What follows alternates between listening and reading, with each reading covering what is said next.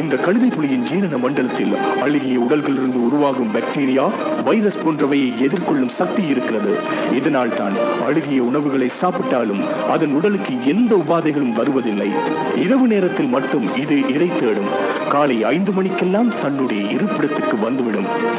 மனிதர்களுக்கு பேர் இருப்பதை வைத்து அடையாளம் கொள்வதைப் போல் இந்த கழுதை புலிகளுக்கும் பூஃபிங் சவுண்ட் இருக்கும். இவை ஒவ்வொரு கழுதை புலிகளுக்கும் மாறுபடும். இதை வைத்தே இது குறிப்பிட்ட அந்த கழுதை புலி என்பதை மற்ற விலங்குகளும் அடையாளம் கொள்ளும் வகையில் இருக்கிறது. தமிழகத்தில் உள்ள வரிகள் கொண்ட கழுதை புலிகளுக்கு சிரிக்கும் குணம் இல்லை.